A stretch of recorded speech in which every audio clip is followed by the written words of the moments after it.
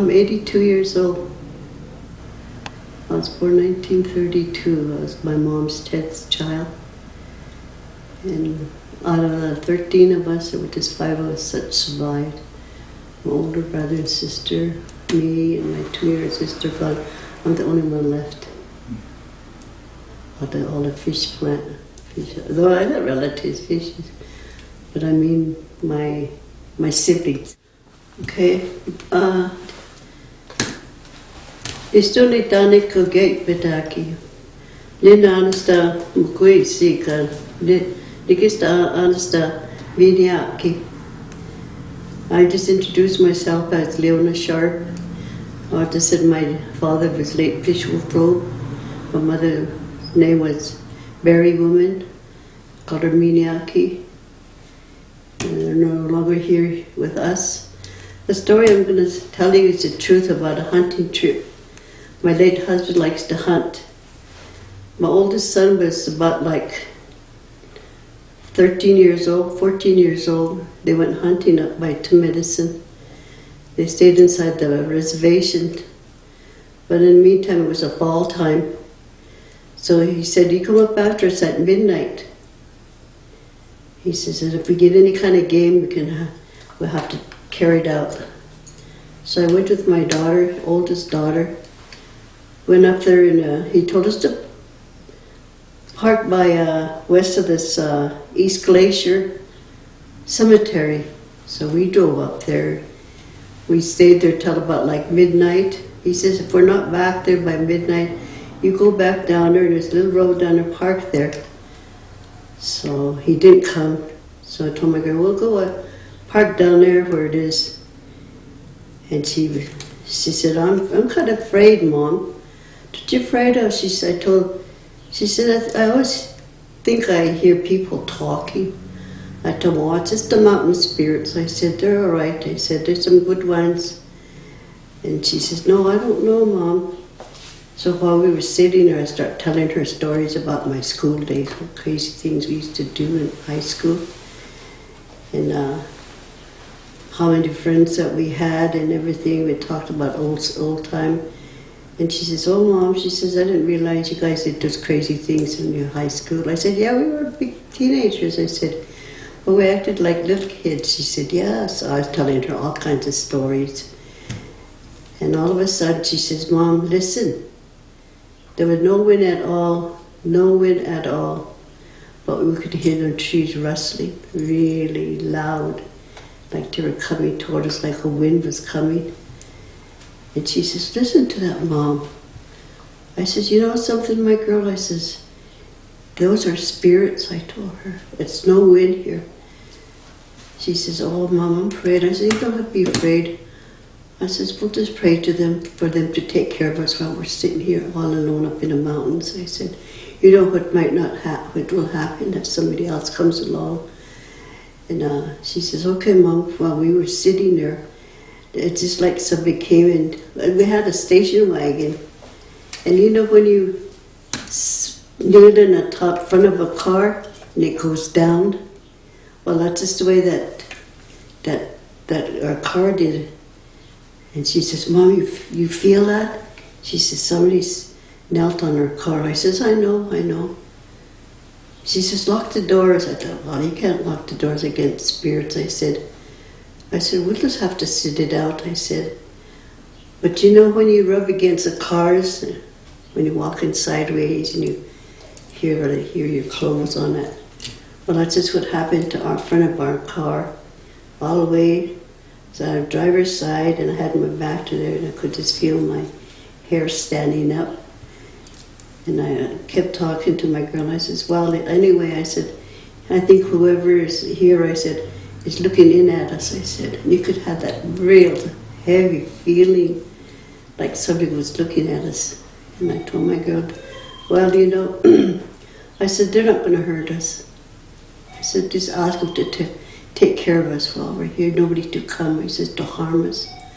I says, people like us, I said, harm each other, but these spirits don't do nothing. So then it seemed like it started moving to the back of our car until it got to the end of the car here. And just like our car raised up, And then I told her, well, I think he's leaving. And there's old highway, old road that goes down that way. And you could feel those trees moving as it was going along. And she said, Mom, she said, it's gone. I says, I know it is. I said, maybe it's time we should leave. See, my cousin lives at Tomatoes there, on the side of the dam. And then I said, we'll go down. He had a picnic ground there before it all flooded out. And I said, well, we'll go park over there. I told her, there's a security light there. It's safer down there than it is here. She says, okay. So I just pulled out. We pulled on the highway in a horseshoe bed. We went down to his house. Went down the bottom, and we parked at that kettle driveway campground he had.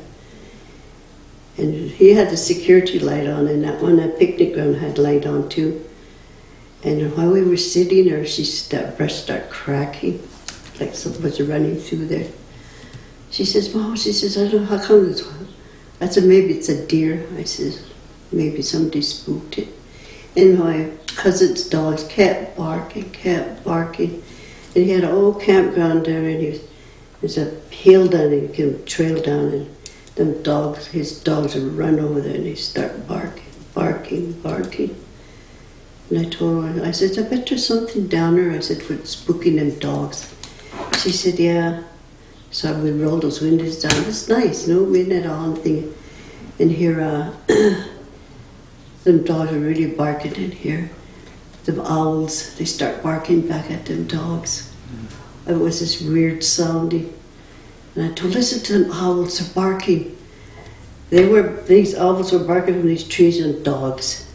Like they're really cussing each other out or something, I don't know. But anyway, the dogs would run back and the owls would quit. And then we'd hear people talking, on a ground road. When you hear people walk, they were walking there and they never did ever come out.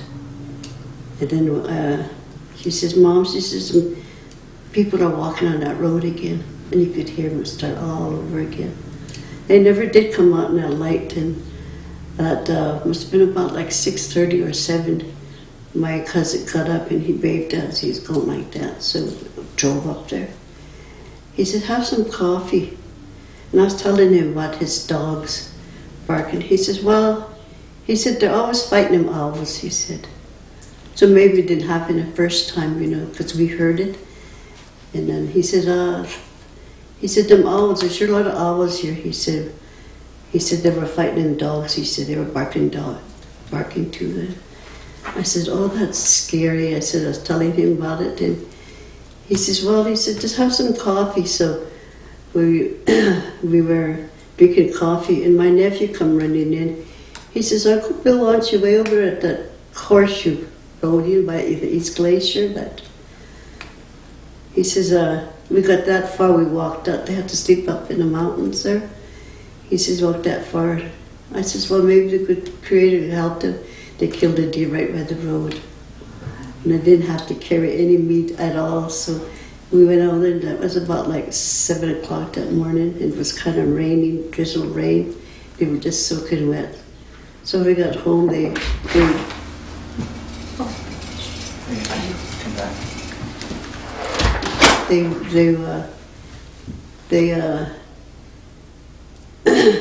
butchered it, then they went to bed. This is a true story that I had. It really did happen to us, me and my daughter, and people say, go to the mountains, there's nothing there. There is spirits up there, People should learn to respect people when they go up there. Help protect Mother Earth, because that's our source of life.